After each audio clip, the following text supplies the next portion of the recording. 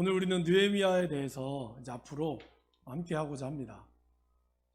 느헤미야는 주전 444년 바벨론 포로에서 세 번째 귀환하는 유대 백성들을 이끌었던 지도자였습니다.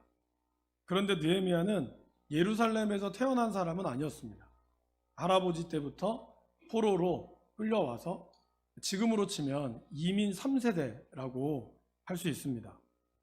그렇게 이 타국 땅에서 또 포로 생활로 왔지만 느헤미야는 가장 높은 곳에, 그가 오를 수 있는 가장 높은 곳에 올랐습니다. 11절 말씀해 보시면 내가 왕의 술관원이 되었다라고 나옵니다. 술관원이 뭐겠습니까, 여러분? 술과 연관되어 있는 것 같지만 사실 술도 포함되어 있지만 이 왕이 먹는 모든 음식에 대해서 이 느헤미야가 관여했던 사람입니다.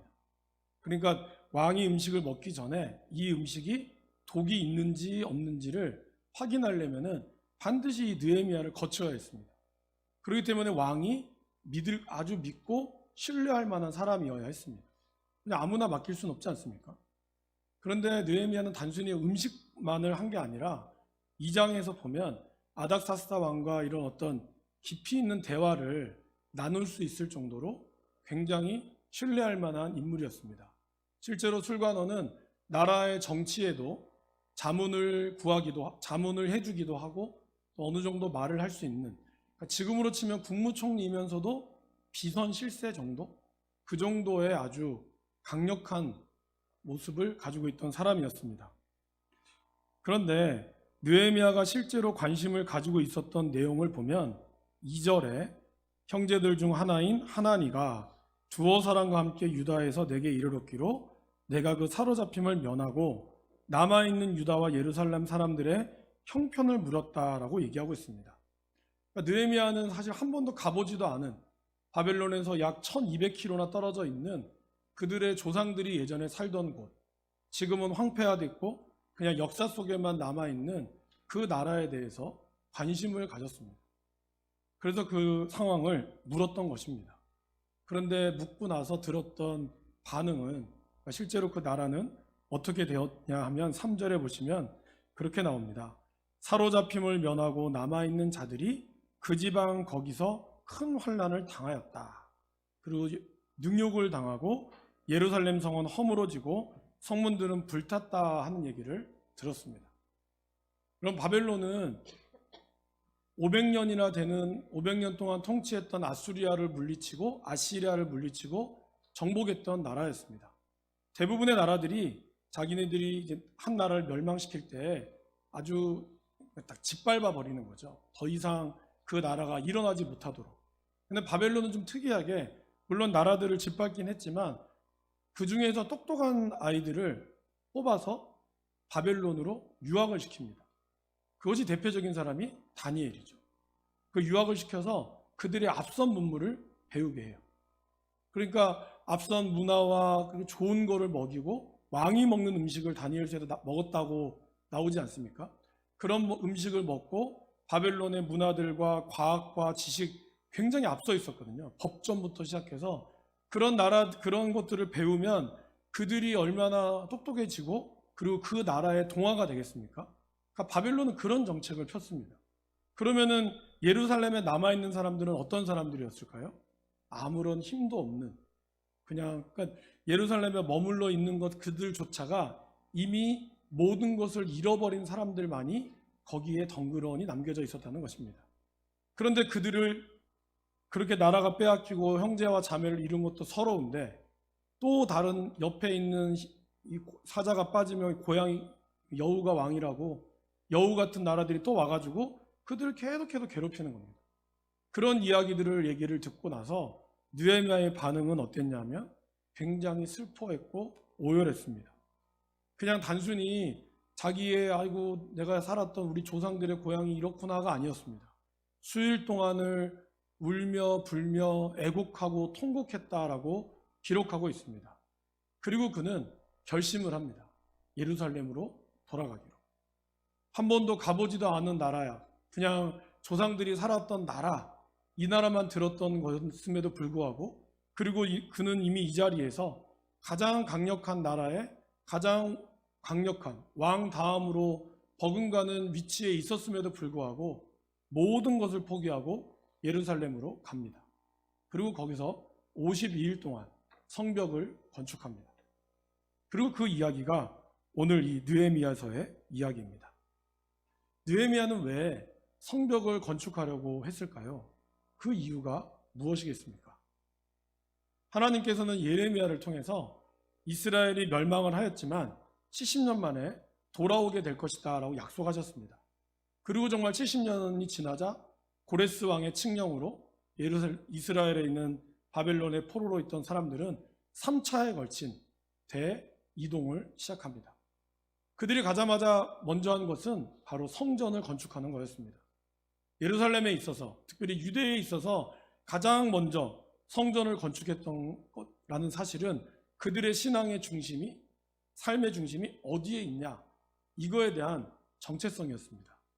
여러분, 다른 역사들도 있지만 우리가 알고 있는 미국의 정설, 선교도들이 메이플라워를 타고 미국에 도착하자마자 가장 먼저 무엇을 만들었습니까? 교회를 지었습니다. 그들은 집을 짓지 않고 교회를 먼저 짓고 그 다음에 무엇을 지었는지 아십니까? 학교를 지었습니다. 그러니까 그들의 삶에 있어서 가장 중요한 것은 하나님, 그리고 교육, 이 두 가지의 분명한 정체성이 있었죠. 이스라엘 백성들도 그것처럼 가장 먼저 성전을 지었습니다.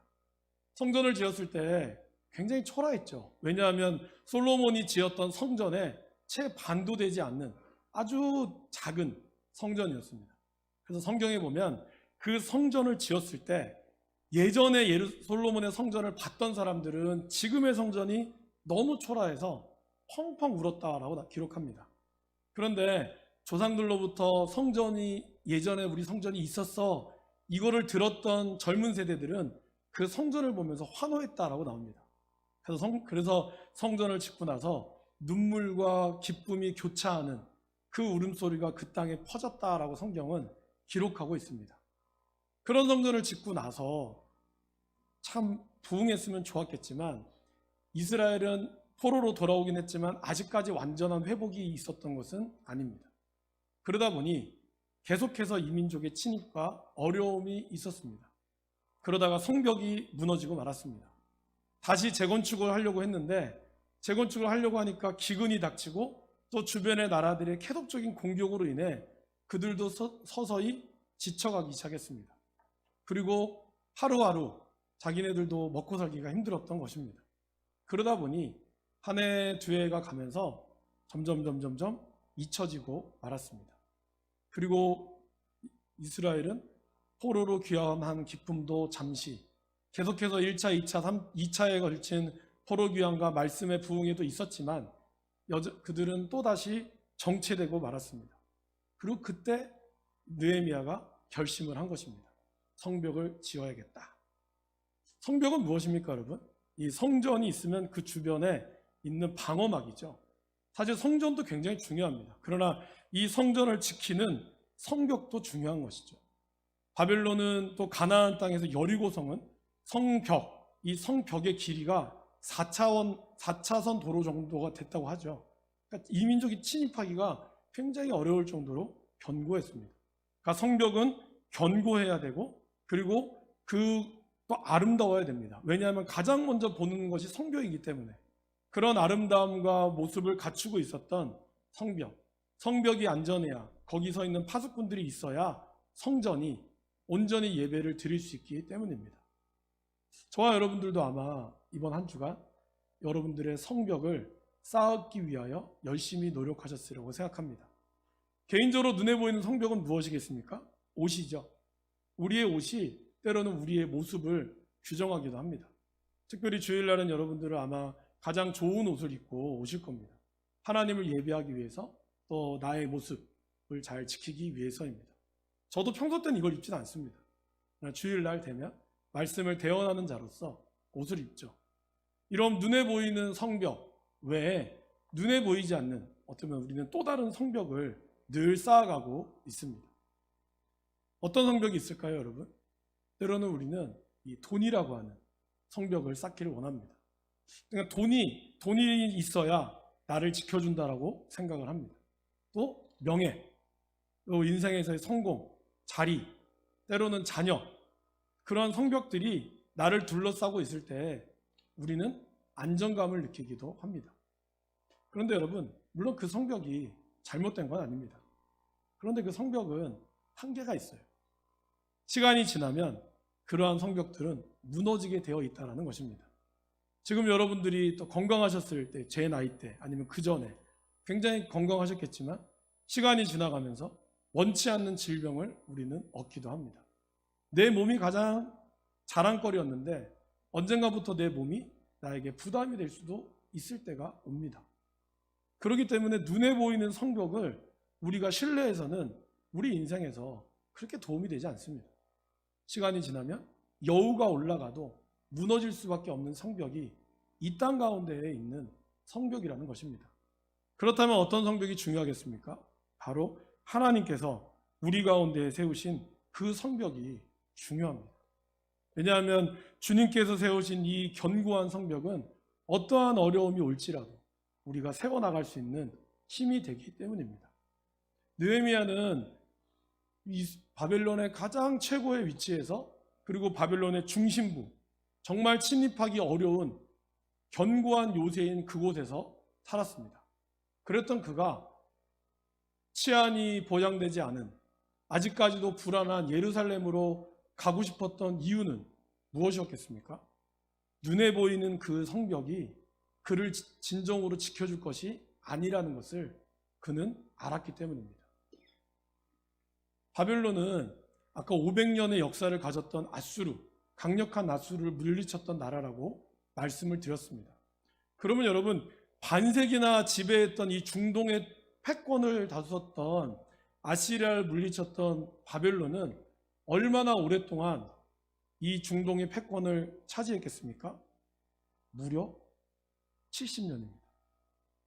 중동에는 특별히 고대에는 5개의 나라가 있었거든요. 크게 알려진 이집트, 아시리아, 그다음에 바벨론, 그리스 로마, 페르시아, 그리스 로마로 이어지는 약 6개에서 5개의 중동의 고대의 패권을 가지고 있었던 나라가 있었습니다.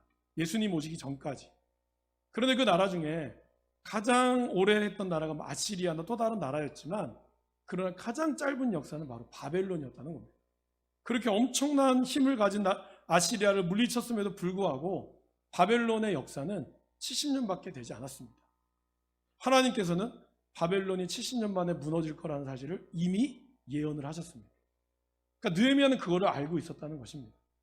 그러한 그게 무너지는 것을 실제로 아는지 모르는지는 모르지만 느헤미야가 알고 있었던 사실은 내가 진정으로 세워야 될 성벽은 이 땅의 성벽이 아니라 하나님께서 세워주시는 성벽이라는 사실을 알았다는 것입니다. 그렇다면 저와 여러분들이 세워야 될 성벽, 하나님께서 세워주던 이 성벽은 무엇으로 설 수 있겠습니까? 바로 기도의 성벽을 쌓아야 한다는 것입니다. 눈에 보이지 않지만 우리의 기도의 성벽을 쌓을 때 하나님께서 저와 여러분들의 인생을 지켜주신다는 것을 우리가 기억하시기를 바랍니다. 그래서 오늘 느헤미야 본문을 앞으로 52일이 지나는 동안 선택을 했습니다. 왜냐하면 느헤미야의 또 다른 별명은 기도의 사람이기 때문입니다. 곳곳에서 느헤미야는 기도의 흔적을 가지고 있었습니다. 그렇다면 여러분, 느헤미야가 이렇게 기도의 성벽을 쌓는 사람이 될 수 있었던 그 이유는 무엇이었겠습니까? 첫 번째로 느헤미야는 신앙적으로 잘 훈련이 되어 있던 사람입니다. 느헤미야가 예루살렘도 가보지도 않았고 포로로부터 왔던 사람이라면 아마 그는 바벨론의 말에 더 익숙했을 것이고 유대가 먹는 음식보다 그 나라 음식에 더 익숙했을 것입니다. 혹시 여러분들 손주나 아니면 미국에 가 있는 사람들을 보십시오. 부모님 세대들이랑 김치찌개랑 된장국을 찾겠지만 아마 3대쯤 되면은 그것보다 스테이크를 찾을 수 있습니다. 당연합니다. 거기서 살고 자라왔기 때문에 아마 언어도 우리나라 말을 못하고 영어를 더 잘할 것입니다. 느헤미야도 그럴 수 있습니다. 그런데 느헤미야는 아주 이스라엘의 역사와 모세의 율법에 정통했습니다. 오늘 우리가 읽었던 기도의 내용을 좀 더 자세하게는 다음 주나 한번 살펴보겠지만 느헤미야는 모세의 율법으로 이스라엘 백성들이 범죄하였다는 사실을 너무나 잘 알고 있었습니다. 그리고 8장에 보면 성벽을 다 짓고 나서 초막절을 지키거든요. 초막절은 유대인들이 지키지 못했어요. 남의 나라에서 어떻게 자기 나라의 절기를 지키기가 쉽겠습니까? 그런데 느헤미야는 알고 있었습니다. 그렇다면 그가 이렇게 잘 할 수 있었던 이유는 무엇이겠습니까? 성경에 나오지 않지만 우리는 상상해 볼 수 있습니다. 그것은 바로 할아버지, 어머님으로부터 이어져 내려오는 바로 이 신앙의 믿음의 세대들이 신앙으로 이어져 오는 교육이 있었다는 것을 우리는 기억해야 됩니다. 성경을 그냥 눈에 보는 그대로만 보면 느헤미야 믿음이 좋다 이렇게 할 수 있지만 이 안에 느헤미야가 과연 이렇게 될 수 있었던 이유? 갑자기 성령이 충만해서 모르던 성경을 깨달았을까요? 그렇지 않습니다. 느헤미야는 부모님에 대해서 그리고 아마 할아버지 때부터 내려왔던 이스라엘의 역사를 잘 지키고 배워왔을 것입니다. 여러분, 이스라엘이 왜 강한지 아십니까? 이스라엘이 강한 이유는 지금도 그들은 출애굽 초막절이 되면 일주일 동안 텐트에서 지낸다고 하죠. 그러면서 그들을 구원했던 하나님을 기대하며, 비록 예수님을 아직까지 영접하지 않는 유대인들이 많이 있지만 그들은 그들을 구원할 구원자를 여전히 바라보고 말씀 가운데 훈련되어져 있다라는 것입니다. 그것이 오늘의 느헤미야를 만들었다는 것입니다. 지금 우리 한국교회는 위기라고 합니다. 그 위기의 가장 큰 원인은 바로 다음 세대에 대한 교육이 없다. 그런데 여러분, 우리가 좀 더 곱씹어 보면 냉정하게 이야기해서 과연 우리의 가정에서 아이들을 위해서 우리가 기도하고 교육을 하고 있는가? 이걸 우리가 살펴볼 필요가 있습니다. 미국의 어떤 유명한 기독교 교육 교수님께서 신앙의 책임은 부모에게 있다. 이렇게 응답한 사람들을 대상으로 3가지의 질문을 던졌습니다. 저는 여기에 이제 부부를 좀 넣어서 여러분들에게 질문을 드리고 싶습니다. 지난 한 주간 여러분들은 자녀와 부부끼리 함께 기도한 적이 몇 번이 있으십니까? 지난 한 주간 자녀와 부부와 함께 성경 말씀을 읽은 적은 몇 번이 있으십니까? 지난 한 주간 자녀와 부부와 함께 하나님과 신앙에 대해서 대화한 적이 과연 몇 번 있으십니까? 경상도 사람은 3마디 한다 그러죠. 밥 먹자. 또 뭐 하나 더 있고 마지막에 자자. 이 3가지의 모든 걸로 다 해결이 되는데 과연 우리의 신앙의 믿음의 사람들은 이 3가지 외에 다른 여러분들의 대답과 말씀을 나누고 있습니까? 자녀들에게 카톡이나 문자를 돌릴 때 밥 잘 챙겨 먹어라, 교회 열심히 나가라, 그 말 외에 여러분들이 하나님께 받은 은혜들, 여러분들이 하나님께 해야 할 기도의 제목들을 함께 나눠본 적이 있으십니까? 우리는 지금 교회 학교가 왜 교육을 잘못하고 있느냐, 이 문제도 물론 우리의 교육자들과 교사들이 연구해야 될 문제긴 하지만 더 큰 문제는 과연 일주일 동안 세상에서 살다가 주일날 딱 1시간 교회 학교의 예배의 모든 것을 맡기고 있는 그것이 과연 아이들의 세상을 변화시킬 수 있을까? 이거에 대해서 우리는 고민해 보아야 합니다. 여러분, 성경에서 굉장히 아브라함을 뿐만 아니라 그러나 거의 흠이 없다? 인간적으로 볼 때 참 흠이 없다라고 보여지는 사람이 여러분들 생각하시는 분도 있겠지만 제가 보기에는 성경에서 참 다윗도 그렇고 아브라함도 그렇고 여러 가지 많은 문제가 있었지 않습니까? 근데 그렇게 흠이 없는 사람이 제가 보기에 한 3번 정도 계신 것 같아요. 첫 번째는 에스더, 2번째는 느헤미야, 3번째는 다니엘. 이분들은 이렇게 아브라함처럼 아내를 누나라고 속이지도 않았고 다윗처럼 이런 쓸데없는 짓도 하지 않았고 그냥 정말 어려운 가운데 있었는데 이들이 살아왔던 시대가 어느 시대입니까? 바로 이스라엘이 멸망하고 포로로 끌려갔던 시기였습니다. 그러니까 이스라엘 입장에서 보면 나라가 굉장히 위기 가운데 있었던 시기였다는 것입니다. 위기라는 뜻의 한자어는 위험과 기회라는 뜻입니다.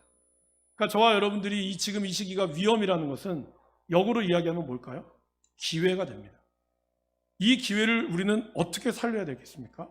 바로 신앙 안에서 살려야 한다는 것입니다.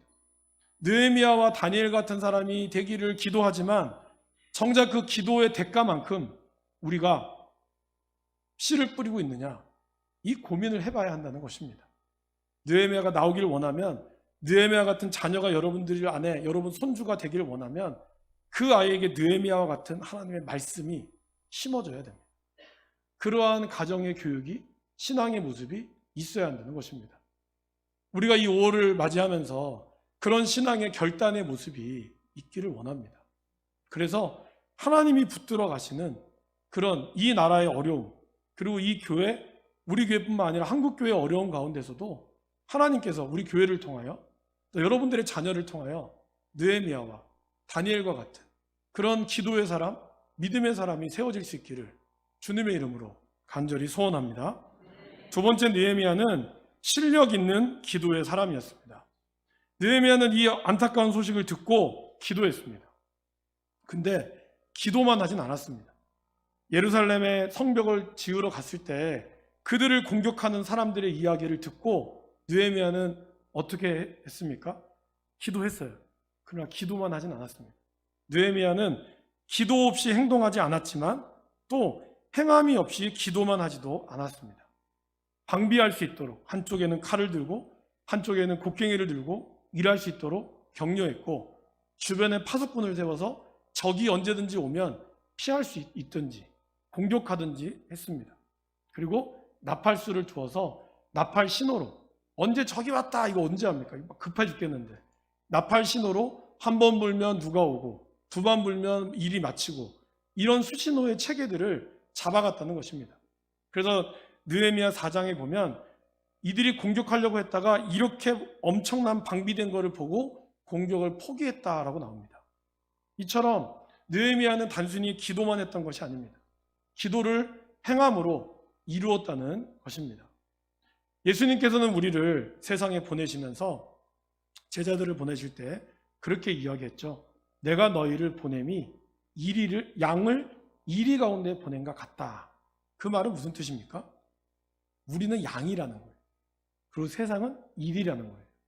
그 말은 뭘까요? 세상이 호락호락하지 않다는 겁니다. 아마 여러분들이 일주일 동안 사시면서, 더 인생을 살아오면서 저보다 더 많은 인생의 경험 가운데, 호락호락하지 않은 인생 가운데 살아오셨을 거라고 생각합니다. 여러분, 그렇죠? 양처럼 순진하기만 해서는 다 당합니다. 우리가 사업하고 할 때 그냥 가만히 있으면은, 돈만 많으면 사업이 성공합니까? 그렇지 않습니다. 직장 다닐 때 가만히 앉아서 책상에서 5시간, 8시간 버티면 누가 월급 줍니까? 안 줍니다, 여러분. 치열합니다. 하루하루도 고객을 뺏길까봐 내 자존심 굽혀야 되고, 또 열심히 다녀야 되고, 조금이라도 서운한 소리 듣지 않으려고 바락바락 악을 쓰며 덤벼야지 그나마 유지되는 것이 지금의 사업입니다. 지금의 일터입니다. 그러기에 예수님은 그 사랑을 알았기에 양을 이리 가운데 보낸 것 같다라고 이야기하고 있다는 것이죠. 그러면서 예수님은 이야기하시죠. 너희가 뱀처럼 지혜로워야 된다. 뱀처럼 지혜롭고 비둘기처럼 순결하라고 했는데, 이 순서를 잘 기억하셔야 됩니다. 예수님은 비둘기처럼 순결하고 뱀처럼 지혜로워하는 말을 하지 않았어요. 뱀처럼 지혜롭고 비둘기처럼 순결하라고 했습니다. 왜 먼저 이렇게 얘기했을까요? 바로 만만치 않은 세상이라는 것을 주님은 누구보다 잘 알고 있었기 때문입니다. 그렇기 때문에 저와 여러분들은 이 만만치 않은 세상 가운데서 열심히 기도하고 깨어 있어야 하지만, 그러나 또한 우리는 그 기도에 방비하며 나아가야 한다는 것입니다. 치열한 삶을 살아가야 합니다. 그거는 우리의 자녀들 또한 마찬가지입니다. 예수님이 5달란트 비유를 이야기할 때 5달란트 가진 사람이 오랜 시간이 지나서 5달란트를 남겼을 때 주님이 뭐라고 그러셨습니까? 착하고 충성된 종이다 라고 했습니다. 여러분, 착한 게 뭘까요? 우리가 생각하는 착함은 그냥 뭐 다 좋은 게 좋은 거다, 이런 게 착하다고 하는데, 성경은 그것을 착하다고 이야기하지 않습니다. 오히려 하나님이 주신 은사를 가지고 치열하게 이 땅 가운데 살면서 하나님의 복음을 증거하고, 하나님대로 살면서 때로는 실패하고 넘어져도 그 치열한 삶에 주님을 믿고 나아가는 그 사람, 그래서 달란트를 남긴 그 사람을 착하다라고 이야기합니다. 교회 다니는 사람은 착한 분이 많아요. 근데 이 착하다는 것을 단순히 그냥 아멘, 아멘 이것으로만 착하다고 착각하시면 안 됩니다. 저와 여러분들의 삶의 자리에서 치열하게 마귀는 두루 다니며 우는 사자와 같이 삼킬 자를 찾는다라고 했습니다. 어떻게 한다고요? 두루 다닌다고 그랬어요. 계속 다니면서 여러분들을 어떻게 하면 멸망을 시킬까 찾아다닌다고 그랬어요. 그렇기 때문에 우리들이 잡히지 않으려면 부지런히 다니고 그리고 그 가운데 대적을 해야 돼요. 베드로전서 5장 8절 말씀에 이렇게 나오죠. 근신하라 깨어라 너희 대적 마귀가 우는 사자같이 두루 다니며 삼킬 자를 찾나니 너희는 믿음을 굳건하게 하여 그를 대적하라 라고 얘기합니다. 그러니까 마주보라는 거예요. 사단은 사실 우리를 해할 수 있는 능력이 없습니다. 그냥 큰 소리 치고 그리고 우리를 유혹할 뿐이고 실제로 넘어지는 거는 우리가 우리 스스로가 지레 겁먹어서 넘어지는 게 더 많습니다. 철로역정에 보면 주인공 크리스찬이 천국에 다 다다랐습니다. 그때 사자가 사자가 있다는 얘기를 듣게 돼요. 그 사자를 지나가야지만이 천국에 들어갈 수 있는 거예요. 그런데 이 사자가 너무 크고 너무 무서우니까 사람들이 거기까지 갔다가 돌아온다는 겁니다. 크리스찬이 이 다른 길은 없습니까? 다른 길은 없대요. 그래서 그 옆에 있는 희망이라고 하는 사람과 조심조심 갑니다. 그때 사자가 마침 자고 있는 거예요. 아싸, 잘 됐다 하면서 가고 있는데 너무 긴장한 나머지 그 밑에 있는 나뭇가지를 보지 못하고 밟아버렸어요. 바스락 소리가 나자 잠자고 있던 사자가 깨어난 겁니다. 그러면서 이 울음소리를 냈어요. 그때 이 크리스찬이 겁을 먹고 혼비백산 도망을 갑니다. 그때 희망이라고 하는 사람이 옆에서 이 크리스찬을 딱 붙잡아요. 딱 붙잡고 정신 차리라고, 똑바로 보라고. 그래서 막 아이 뭐 하면서 똑바로 딱 보니까 이 사자에 쇠사슬이 묶여져 있는 거예요. 어느 누구도 사자의 울음소리에 겁을 먹어서 쇠사슬을 보지 못했습니다. 저와 여러분들의 인생이 그럴 수 있습니다. 믿으면 됩니다. 아멘 하는데 막상 돌아가면 거대한 사자가 내 인생에 나를 가로막고 있는 사자의 울음소리에 겁을 먹어서 은매기주고 하면서 도망가기 바빠요. 그런데 여러분, 정신을 차리고 눈을 똑바로 쳐다보십시오. 그 사자의 거대한 울음소리에는 그것을 붙잡고 있는 하나님이 계시고 있다는 겁니다. 그거를 우리가 바라볼 수 있는 눈이 있어야 돼요. 그 눈은 어떻게 키울 수 있을까요? 기도로 키울 수 있는 겁니다. 우리는 이제 52일간의 기도 성벽 쌓기를 하려고 합니다. 5월 8일부터 시작하려고 합니다. 제가 왜 한 주 전에 준비를 했냐? 여러분 한 주 동안 기도로 준비하시라고. 성벽을 쌓으려면 시멘트도 필요하고 여러 가지 자재물이 필요하지 않습니까? 마찬가지로 기도의 성벽을 쌓으려면 지금부터 기도로 준비하셔야 돼요. 기도하기 위해서 기도로 준비하셔야 됩니다. 나 너무 바빠요. 도저히 할 시간이 없어요. 그런 분 계시죠? 그러는 사람이 더 기도해야 됩니다. 마틴 루터는 내가 너무 바빠서 도저히 분주한 시간 가운데 있기 때문에 하루에 3시간 이상 기도하지 않고는 이 모든 바쁜 일정을 견딜 수 없다라고 얘기했습니다. 바쁘십니까? 여러분 삶의 일정이 너무 분주하십니까? 식사하실 시간조차 없으십니까? 그럴 때 기도해야 됩니다. 이런 유명한 말이 있죠. 저를 한번 따라해 보실까요? 우리가 일할 때는 우리가 일하지만 우리가 기도할 때는 하나님이 일하십니다. 우리는 일을 하며 또 하나님께 기도하며 나아갈 때 하나님께서, 여러분들이 그냥 일만 하고 바쁘면 그 일로서 끝나지만 여러분들이 일하면서도 하나님 앞에 기도하며 엎드리며 맡기면 하나님께서 일하기 시작하시는 겁니다. 그 역사를 저와 여러분들이 52일 동안 하루에 1시간 아니면 일주일에 1시간 이상 매일매일 조금씩 기도하면서 기도의 성벽을 쌓아갈 수 있기를 바랍니다. 그래서 개인과 가정과 교회가 든든한 성벽을 쌓아서 다 쌓고 난 이후에 우리 모두 다가 함께 이 자리에 모여서 예배하며 하나님이 하셨습니다. 우리가 찬양으로 고백할 수 있기를 간절히 바랍니다.